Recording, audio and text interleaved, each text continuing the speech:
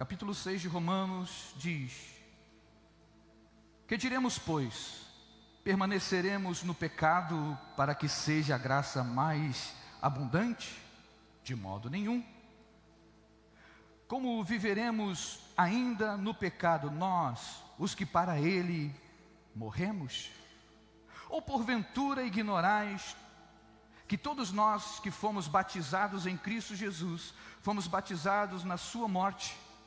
Fomos, pois, sepultados com ele na morte pelo batismo, para que como Cristo foi ressuscitado dentre os mortos, pela glória do Pai, assim também andemos nós em novidade de vida. Porque se fomos unidos com ele na semelhança da sua morte, certamente o seremos também na semelhança da sua ressurreição. Verso 6, sabendo isto, que foi crucificado com ele o nosso velho homem, para que o corpo do pecado seja destruído, e não sirvamos o pecado como escravo. Porquanto quem morreu está justificado do pecado.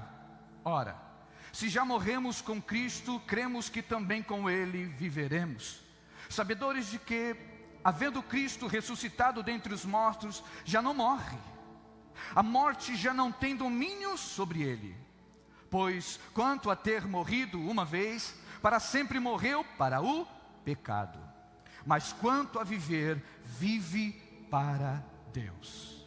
Assim também vós, considerai-vos mortos para o pecado e vivos para Deus em Cristo Jesus. Não reine, portanto, o pecado em vosso corpo mortal, de maneira que obedeçais às paixões, às suas paixões. Nem ofereçais cada um os membros do corpo ao pecado como instrumento de iniquidade, mas oferecei-vos a Deus como ressurreto dentre os mortos os vossos membros, a Deus como instrumento de justiça, porque o pecado não terá domínio sobre vós, pois não estáis debaixo da lei, e sim da graça. E daí? Havemos de pecar porque estamos debaixo da lei e assim da graça? De modo nenhum. Agora no verso 22, e aqui eu vou terminando. Agora, porém, libertados do pecado, transformados em servos de Deus, tendes o vosso fruto para a santificação e por fim a vida eterna. Porque o salário do pecado é a morte, mas o dom gratuito de Deus é a vida eterna. Senhor Deus, é a sua palavra, e que ela cumpra o propósito pela qual foi liberada ao meu coração e agora ao coração da tua igreja, pelo poder do nome do Senhor Jesus Cristo. Assim declaramos, ó Pai, que esse lugar seja tomado pela tua glória, pela manifestação do teu Espírito em nós. Toda ação do maligno nós repreendemos, nós aniquilamos pelo poder do nome de Jesus. Amém. Bom, como nós falamos, o tema da mensagem de hoje é saindo da escravidão. E o apóstolo Paulo, ao escrever aos nossos irmãos de Romanos, ele começa a relatar como devemos ser livres do pecado para viver a graça. Mas antes de entrar no teor da mensagem, eu quero abrir com a seguinte introdução, falando sobre o que é o batismo, o que é descer as águas, o que é viver esse novo ciclo de vida. Muito bem, eu anotei algumas informações aqui. Batismo é uma cerimônia de purificação e consagração que é praticado por várias religiões. O batismo cristão, ele é um sacramento que simboliza a ressurreição de Jesus Cristo e a purificação espiritual do indivíduo a ser batizado. Batismo representa para nós a união do crente, como também aos que estão candidatos a batismo, a comunidade da fé. Então o batismo representa a união do cristão com Cristo, a entrega, como também a integração dele na comunidade da fé, que é a família de Deus e a igreja de Cristo. Até aí, todos entendem, amém? Mas o porquê se batizar? Por que se batizar? Bom, só devem ser batizados todos, primeiramente, que reconhece que é um pecador. Precisamos reconhecer que somos pecadores. Segundo, se arrepender dos nossos pecados. Então, primeiro, só se batiza aquele que reconhece que é um pecador. Segundo ponto, se arrepende dos seus pecados. E terceiro, reconhece a Jesus Cristo como seu único e suficiente Salvador. Você pode glorificar o Senhor? Muito bem, pois através desse ato simbólico e profético, que é gerado o perdão de Deus pelo pecado, e a certeza da vida eterna na vida de cada homem que se entregou a Cristo. Então o batismo, a primeira coisa que ele significa, é deixar para trás as velhas práticas. E é bom eu começar com essa introdução na igreja, antes de entrarmos dentro desse teor da mensagem, do que acabamos de ler, porque o próprio Paulo está dizendo sobre uma separação, sobre um caminho de santidade, sobre um caminho de aperfeiçoamento e evolução do ser humano. Então a gente entende que o batismo é um divisor de águas. O batismo é para deixar bem claro que a sua natureza, a antiga natureza, precisa ser deixada para trás, para que você possa viver um recomeço. Então, como um divisor, para trás, você deixa velhas práticas. E à sua frente agora está o quê? Recomeço. Uma nova fase. Uma fase de oportunidade para si mesmo, para si próprio, onde cada um vai entender que precisa mudar alguns hábitos da sua vida. Então o batismo também se entende que é o aperfeiçoamento do homem e da mulher de Deus para viver uma nova história. Entendemos o que está escrito no verso 2 do capítulo 6 de Romanos? Como viveremos ainda no pecado nós, os que para ele morremos? Ou seja, se confessamos que através do batismo deixamos as velhas práticas, significa que elas não podem mais aparecer na nossa nova fase de vida. Se uma vez que eu, na minha história, como cristão, como filho de Deus, que já levantei a minha mão, aceitei a Cristo, me batizei nas águas, passei pelo processo de aula, entendendo o que é o Espírito Santo, o que é a pessoa de Jesus, o que é viver uma vida de santidade. Agora, de uma vez por todas, eu preciso colocar na minha mente, guardar em meu coração, que eu não posso mais viver à sombra do passado.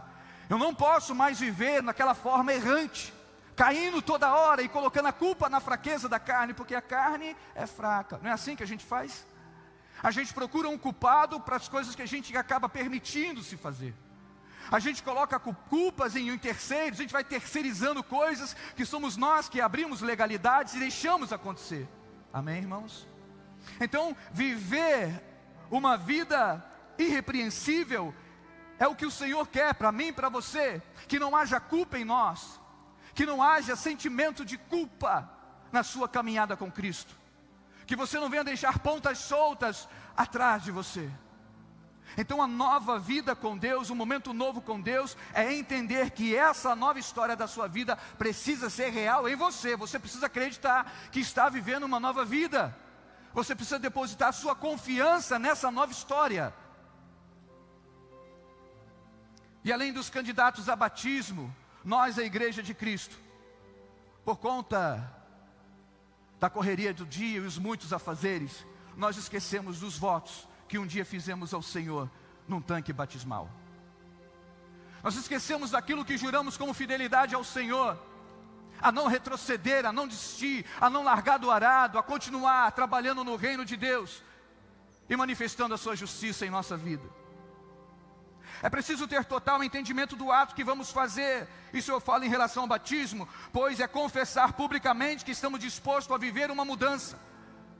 E isso é o que os candidatos vão fazer aqui, e isso é o que a igreja precisa permanecer fazendo na nossa rota de vida. Nós juramos uma vez diante do Senhor a permanecer com fidelidade no caminho. Mas hoje, domingo de carnaval, e eu louvo a Deus pela tua vida porque você está aqui. Mas talvez tem pai, tem mãe aqui, tem irmãos aqui, que tem um ente querido que está ali na praça, pertinho, alguns quarteirões se embriagando, se prostituindo, se viciando. E por que essas coisas acontecem nos dias de hoje? Está faltando um exemplo. Está faltando homens e mulheres que não permanecem naquilo que jurou e prometeu diante do Senhor. O que? Viver uma vida irrepreensível. Viver um caminho de santidade. O que eu quero trazer com esse sermão é o compromisso que a igreja tem. O que? De levantar a voz. De ser realmente como uma placa que aponta para os céus, que aponta para Cristo. Nós precisamos continuar sendo referencial nessa terra e sendo a boca do Senhor, aonde quer que estivermos. Você pode dar um glória a Deus?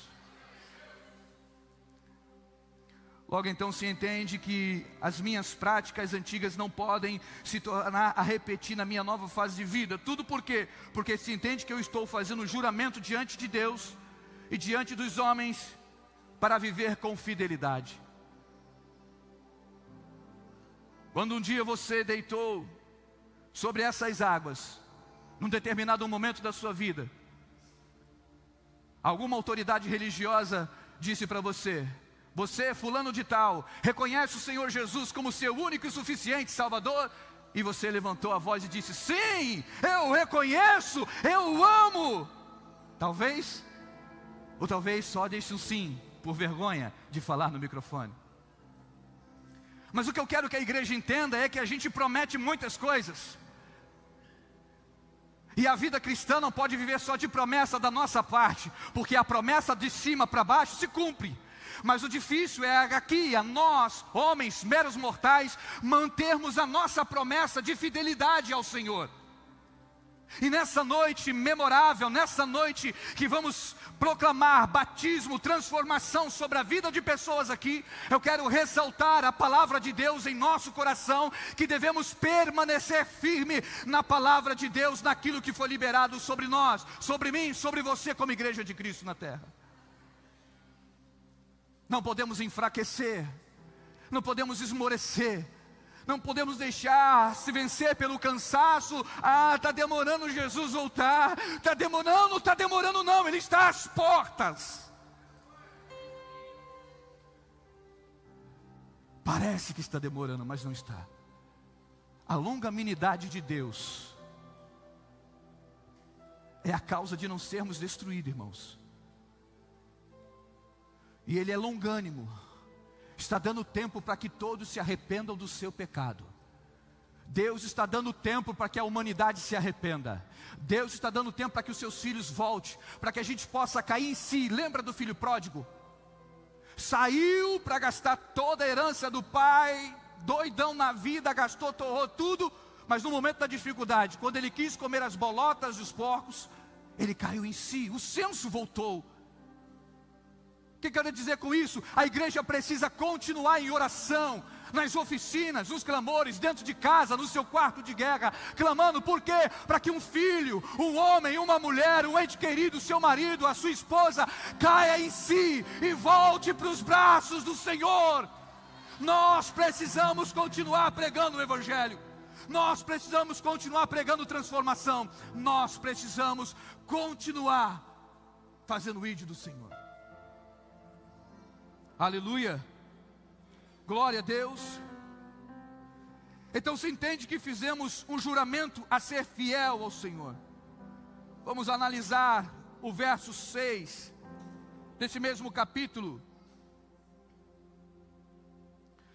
Sabendo isto, que foi crucificado com ele o vosso velho homem, para que o corpo do pecado seja destruído, e não sirvamos o pecado como escravo, ou seja, deixando a escravidão.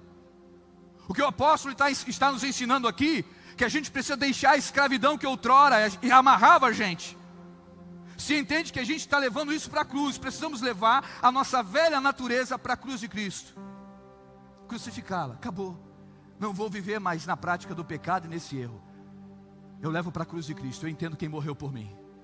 Eu entrego, Senhor, a minha vida de verdade a você. Cuida de mim, Senhor Jesus. É isso.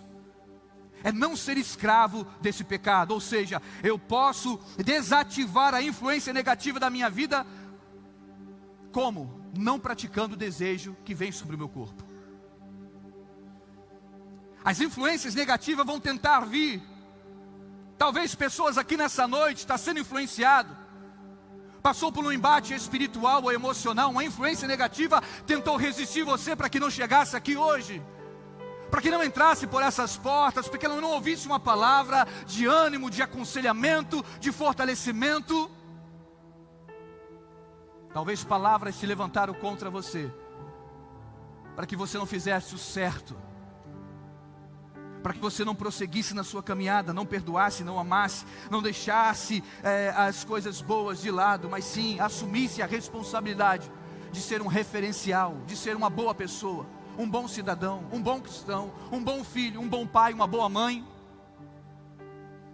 Você vê como implica em muita coisa você realmente saber quem você é, a sua identidade. Você vê como implica na questão do caráter e posicionamento do homem e da mulher de Deus. Eu quero dizer e ensinar à igreja o que é ser escravo. Escravo é todo aquele que perdeu o controle e governo da sua vida. Escravo é o tipo de pessoa que depende de um senhor. Tem alguém que domina ele. Perdeu o governo totalmente. E por conta disso, ele não tem mais a sua liberdade, ela está privada, porque pertence a um senhor. Talvez a sua escravidão, ou o senhor da sua vida, pode ser os vícios, a bebida, as drogas, a prostituição, não sei. Talvez isso se tornou o senhor da sua vida, não consigo, consegue. É porque a gente acaba alimentando, porque dá prazer na carne. A gente acaba alimentando porque sacia naquele momento, mas leva à morte, destrói você, não forma a família, não dá crescimento, pelo contrário, destrói os laços, quebra laços. Então quando a gente se torna um escravo, a gente perde o governo e o controle. Ei, eu quero lembrar você que Deus deu o controle para o homem desde Gênesis. Ele criou o mundo e disse ao homem: agora dominai, tenha domínio sobre todas as coisas. Deus deu domínio ao homem. E nós perdemos o nosso domínio porque se tornamos escravos de vícios, de coisas que são passageiras na vida. Mas nessa noite eu quero te encorajar a vencer o pecado, a vencer os vícios, a vencer a maldade e não ser mais um escravo do medo. Mas entender que você é um filho de Deus. Entender que você foi chamado. Entender que alguém olhou para você ainda antes de você nascer. Ele verteu na cruz do Calvário todo o seu sangue, por amor a mim, por amor a você, para que hoje tivéssemos vida. E como a nossa vida pode ser uma vida com abundância, se a gente começa a deixar que os limites das coisas dessa terra, os prazeres dessa terra, comece a nos embaraçar como ataduras que nos agarra, nos amarra e nos prende numa cadeia emocional, num estado lamentável, onde nem um homem, nem uma mulher acha forças para se levantar. Nessa noite, o Espírito do Senhor está dizendo para mim e para você: lembra do dia em que você abriu a porta para mim? Lembra do dia em que você jurou a mim fidelidade e me amou pela primeira vez? Eu quero trazer à lembrança aquilo que nos constrói, aquilo que edifica a nossa vida. Eu quero trazer sim a lembrança e lembrar você que a gente precisa sair dessa escravidão. E o que é sair dessa escravidão? É viver uma vida de liberdade, uma vida de domínio. Deus nos fez para viver liberdade e domínio. O próprio Senhor Jesus falou em João, Evangelho de João, capítulo 8, verso 36. Alguém pode pôr aqui para mim? Evangelho de João, capítulo 8, verso 36 diz... João 8: se pois o Filho vos libertar, verdadeiramente sereis. A igreja completa: se pois o Filho vos libertar, verdadeiramente sereis. E por que tem muita gente presa ainda hoje?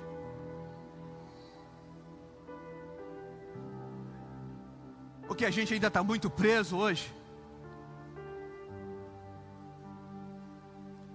O Filho de Deus, que tira o pecado do mundo, quer lavar a tua alma, quer lavar teu coração, quer limpar suas emoções, quer mexer em suas estruturas, trabalhar em suas bases e te reconstruir novamente. Será que tem aceitação para isso? Será que tem aceitação para isso? Tem alguém que reconhece isso aqui? Isso é um poder maravilhoso que a gente costuma dizer aqui no altar de Deus. Qual o poder? Me pergunte, qual o poder, pastor? O poder de decisão. Porque fomos feitos para dominar e não ser dominado. Mas quem gosta de dominar e escravizar é o opositor, é Satanás, demônio, diabo é o nome dele. E ele é contra tudo que é de Deus. Ele é contra tudo que é do Senhor. E pelo que eu me lembro bem, a palavra nos ensina lá em Gênesis que nós somos a imagem e semelhança do Criador. Tem alguém entendendo isso? Que o nosso adversário quer destruir a imagem e semelhança de Deus. Quer com que a gente perca o nosso domínio. Quer que a gente perca a liberdade. Mas pelo poder do nome de Jesus, eu quero profetizar sobre a sua vida autocontrole, domínio, equilíbrio emocional, firmeza. Serás forte, renovado, seja renovado pelo Espírito do Senhor.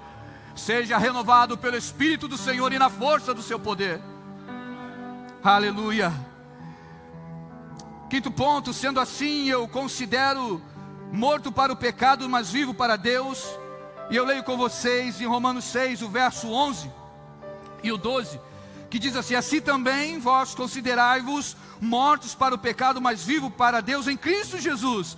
Não reine, portanto, o pecado em vosso corpo mortal, de maneira que obedeçais às suas paixões. Que se entende? Se eu preciso considerar que estou morto para o pecado, mas eu estou vivo para Jesus. Eu morri para aquilo que eu sei que não é bom mais para a minha natureza. Agora eu declarei que estou vivo para Jesus. Não é assim que a gente fez, irmãos? Não é assim? Mas qual é o problema que está acontecendo, pastor? É que a gente está dando lugar para as paixões. As paixões carnais, as coisas naturais estão vindo. E a gente precisa ter cuidado com as paixões. Porque o ser humano, infelizmente, tem tendência de se apaixonar por qualquer coisa. Você quer ver? Homem se apaixona por carro. Mas passa o dia todo alisando o carro, alisando o carro, alisando o carro, alisando o carro. E eu lembrei, e não alisa a mulher.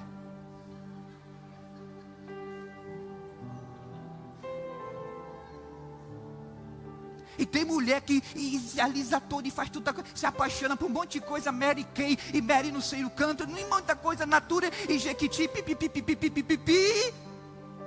Mas não se apaixona por marido, Dilson. Se produz toda para fazer uma selfie. E o bonitão lá, carente dentro de casa. Por quê? Porque o ser humano se apaixona por muitas coisas. Temos tendência em trair. Temos tendências em cair. E Satanás pegou isso. Satanás descobriu essa falha na raça humana.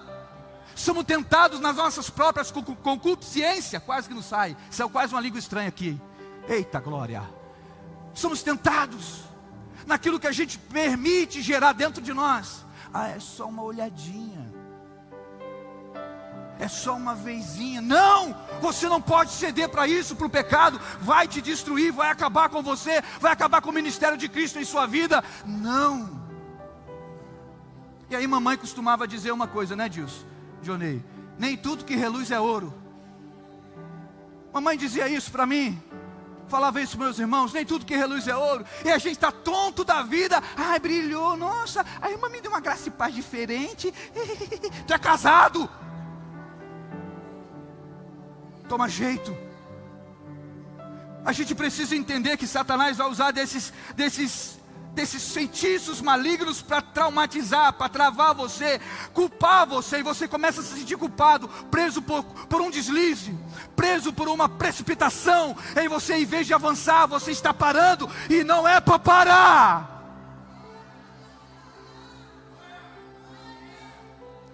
E aí a gente para com um sentimento de culpa, quando não é isso, é um complexo de inferioridade, porque se acha o menorzinho da vez, mas Deus te deu coroa de justiça, Ele te chama de sal da terra, a luz do mundo, filho amado, Ele te chama para reinar com Ele em glória. Nós somos privilegiados. Quando Jesus está citando as parábolas aqui, Ele fala sobre umas bodas do Cordeiro, Ele fala sobre uma grande festa, Ele fala que a mesa está preparada para os convidados, para a igreja, para mim, para você, para nós. Existe uma mesa de honra, existe um lugar para os filhos. Aí tu se prende a complexo, a culpa e outras cositas más, e você não desenvolve naquilo que foi chamado para desenvolver. Deus está chamando a sua igreja para um despertamento.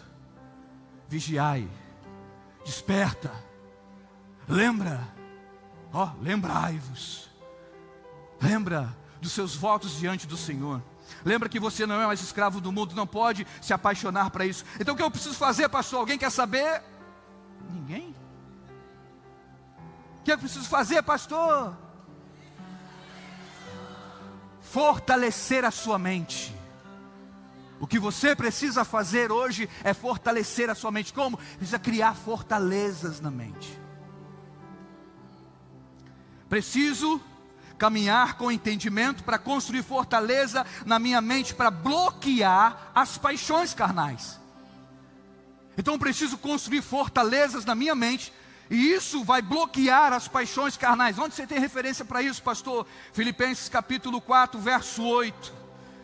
Filipenses capítulo 4, verso 8 diz assim: finalmente, irmãos, tudo que é verdadeiro, tudo que é respeitável, tudo que é justo, tudo que é puro, tudo que é amável, tudo que é de boa fama, se alguma virtude há, se algum louvor existe, seja isso que ocupe o vosso pensamento. Isso é fortaleza. Isso é criar fortaleza. Então eu vou me ocupar com criar fortaleza em quê? Na verdade. E conhecereis a verdade, eu conheço Jesus, eu entreguei minha vida para Ele, eu tenho que ser um homem de verdade. A minha palavra tem que ser sim, sim, não, não. O que passou disso é do maligno. Ou é ou não é, ou eu estou ou não estou, eu sou ou não sou. Eu preciso estar decidido na minha vida, porque a vida é feita de decisões.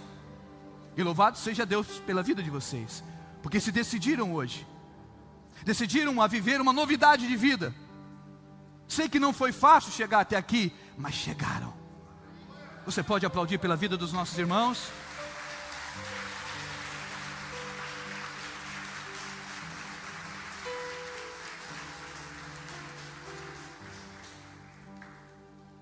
Eu crio fortaleza em ser respeitável. Eu crio fortaleza em ser justo, andar com justiça, em ser puro, não ser leviano. Eu crio fortalezas em ser amável. Eu crio fortalezas em ter boa fama. Chega de ser aquela pessoa mau caráter. Não, eu tenho caráter de Cristo. Eu sou um homem de caráter, de posicionamento. Tudo que tem louvor, fortaleza no louvor. O que é louvor? Gratidão, exaltação, reconhecimento de quem é Deus.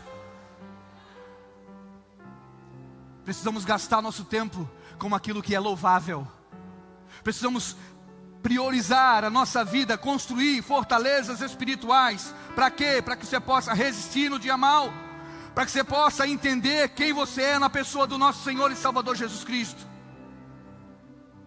O fato é que se eu me converti, e converti a minha mentalidade a Cristo, logo entendo que o meu corpo então não pode mais servir o diabo. Por quê? Porque eu não posso ser instrumento.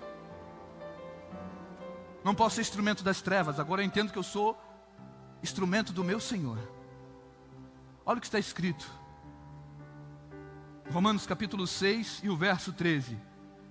Olha o que o apóstolo Paulo está ensinando. Nem ofereçais, cada um, os membros do seu corpo ao pecado como instrumento de iniquidade, mas oferecei-vos a Deus como ressurreto dentre os mortos, e os vossos membros a Deus como instrumento de justiça.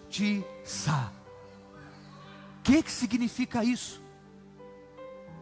Todo o seu corpo tem que adorar o Senhor. É para o Senhor, é instrumento de Deus.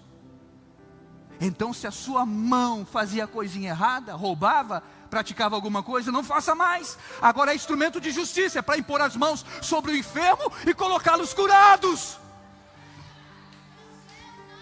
Então, se parte do meu corpo, a minha língua, que é um dos membros perigosos do meu corpo, que a Bíblia fala que ela tem o poder de incendiar uma floresta, se a minha língua falava mal, agora não pode, ela tem que falar bem, porque agora eu sou um filho de Deus. Tem alguém entendendo isso?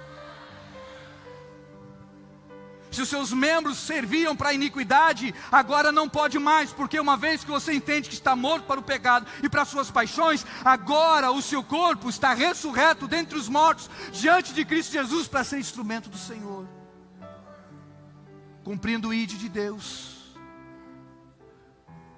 Quem vai dar crédito a essa pregação? Aleluia, aleluia, aleluia.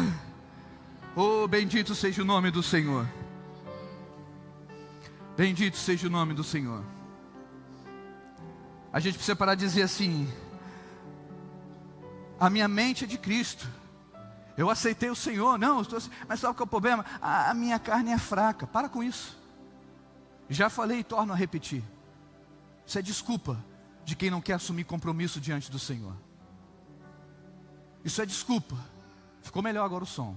Isso é desculpa para quem não quer caminhar dentro de decisão. E caminhar com decisão é manter a ideia e a convicção, e essa é a rema, já pode anotar. Caminhar com decisão é manter a ideia e a convicção de que você está certo no caminho. Como? Decidido a viver lealdade para Cristo. Então, caminhar com decisão é manter a ideia de que você está certo. Eu entreguei para Cristo, estou certo disso, amém? Agora eu caminho decidido a desenvolver, a crescer, a evoluir espiritualmente, socialmente, com retidão, diante de Deus e diante dos homens. Quem é você? Quem é você perante a sociedade? Quem é você perante as pessoas? Seus vizinhos, seus amigos, no colégio, no trabalho, quem é você? É só mais um CPF? Não, você é um salvo. Você é um filho. Você é lavado e remido pelo sangue do Cordeiro. Tem alguém que está entendendo isso? Bendito seja o nome do Senhor. Bendito seja o nome do Senhor. Já estou finalizando.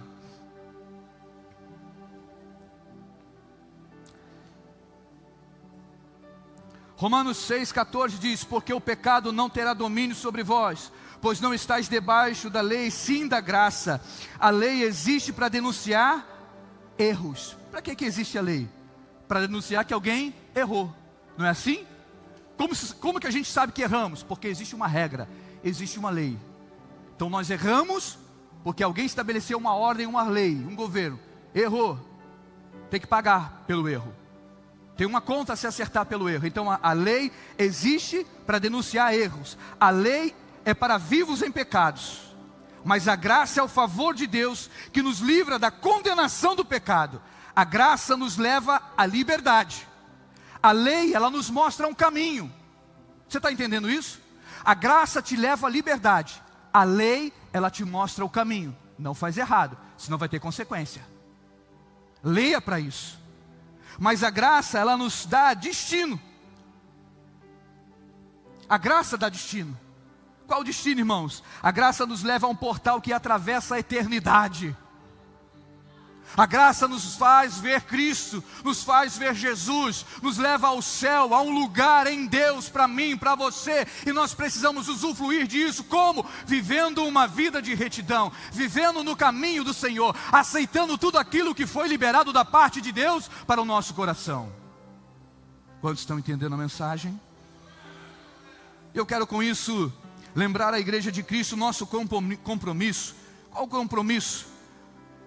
Nessa cerimônia de batismo nós precisamos lembrar o que está escrito no Evangelho de Marcos, capítulo 16 e o verso 15. É o textuário dos crentes. Ide por todo o mundo, pregai o Evangelho a toda criatura. Quem crer e for batizado será? Quem crer e for batizado será? O ide é para todos nós. O ide é para a igreja de Cristo, é para mim, é para você, é para nós. O ide é para nós. Por isso que a gente não é chamado para ficar amarrado, neutralizado, com complexo, ou ser escravo de um erro, de um pecado. Não. Você foi chamado para evoluir, para transmitir a graça, o favor de Deus, o amor de Deus sobre a sua vida e sobre a vida daqueles que rodeiam a sua mesa.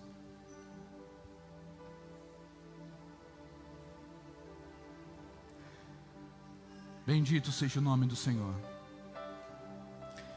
E quero relembrar nesse momento também da missão da igreja. Qual é a missão da igreja, irmãos? Nós temos um compromisso.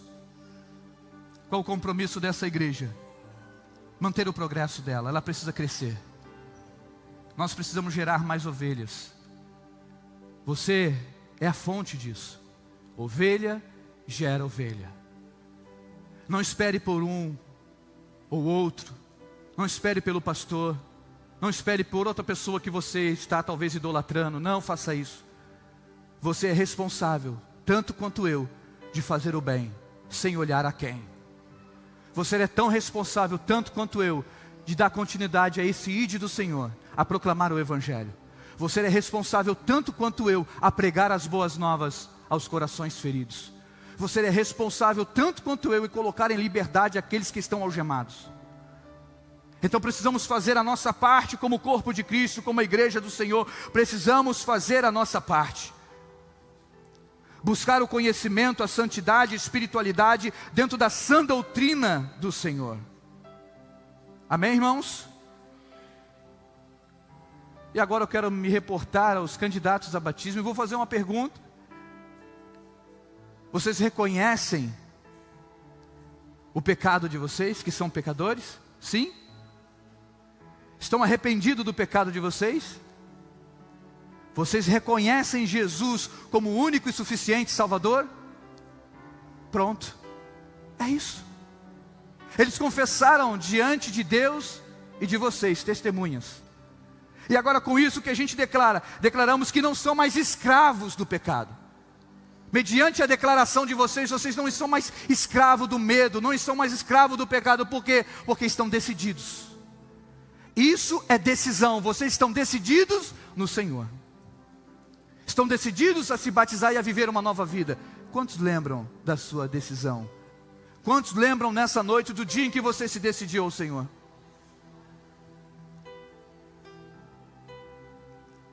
E uma vez que você se decide, e uma vez que você levanta a sua voz dizendo eu quero Jesus, e eu finalizo agora, quero chamar já o Ministério de Louvor para se posicionar. O que está escrito em Romanos ainda 6, o verso 22, e deixe para os amados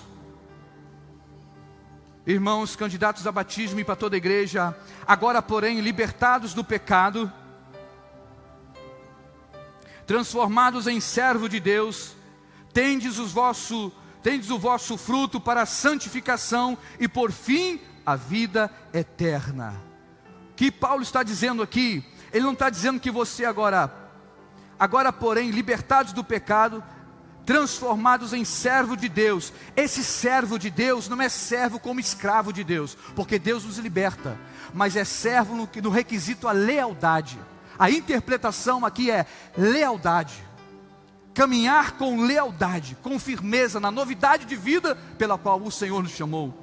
Ele vai dizendo: tendes o vosso fruto para a santidade e por fim a vida eterna. O que é esse fruto? É a transformação.